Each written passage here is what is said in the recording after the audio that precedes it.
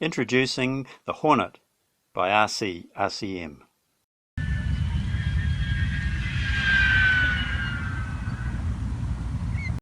Greetings from down under.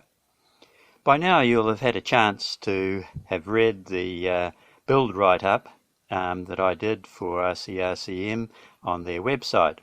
So let's take a look at how it turned out. Well, here's the cockpit. As you can see, there's plenty of room for all the equipment that's got to go in there, and you don't need to be a brain surgeon to work on it. Overall, it's a very clean and tidy installation. Okay, well now we're going to take a look at the control throws that we've set up on this Hornet. The first thing I'd like to look at is the aileron. So we'll go to full right aileron in low rates and medium rates, high rates. Okay, that's in normal mode where we're just flying around at the best glide angle. Okay, for the elevator we'll go to full up elevator in low rates, medium rates, high rates. Okay, now we've previously discussed the modes, etc. in the document. So the first mode we like to look at is the launch mode.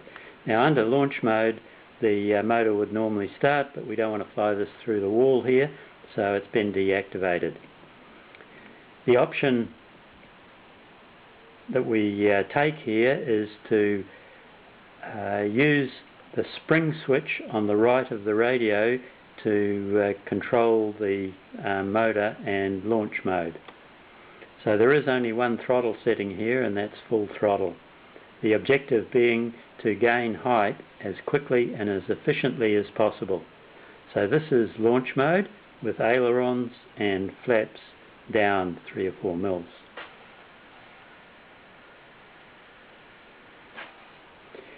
Okay, back to normal mode. Now if we encounter a thermal, the objective is to slow the plane down and to allow us to get centered in the thermal. So this is our mode switch here. So we have a loiter mode or an in thermal mode. So if we go to that, you see the ailerons and flaps go down and the elevator comes up slightly.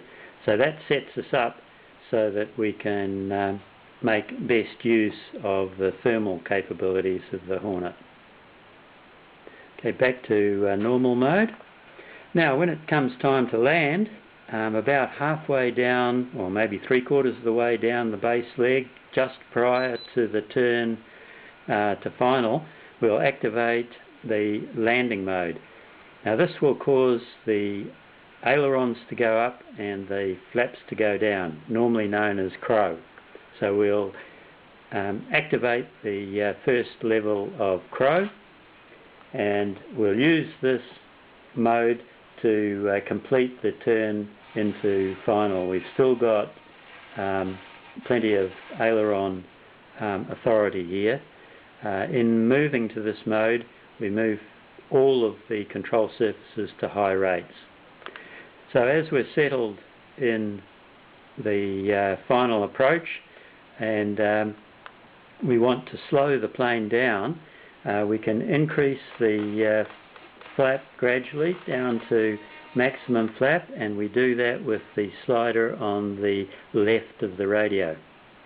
Now as you can see, that puts the flap in a pretty vulnerable position if the ground that we're landing on is at all rough. So just prior to touching down, when the plane is about 15 to 20 centimeters high, we switch back into normal mode and let the plane settle. Okay, we've got slight flat deflection here, and that's normal. We can pull that back into the centered position for the next flight. Okay, well that's about it as far as modes go, so let's go flying.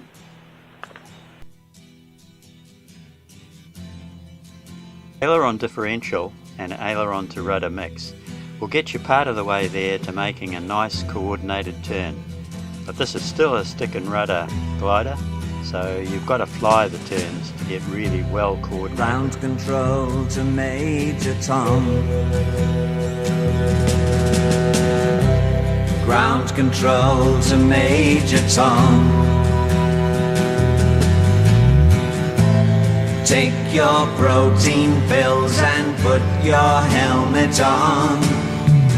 10. Ground control to Major Tom. 8, 7, 6. Commencing countdown, engines on. 3, 2. Check ignition and may God's love be with you.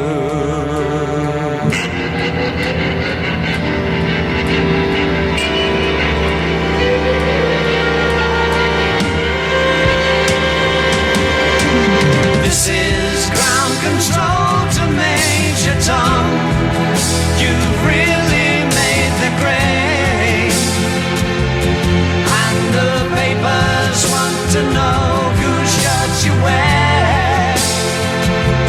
Now it's time to leave the capsule if you dare. This is Major Tom to ground control. I'm stepping through the door, and I'm floating in a most peculiar way. Major Tom, downwind for maintains 2-3 grass. Major Tom, cleared to land, full final. Here am I sitting in a tin can.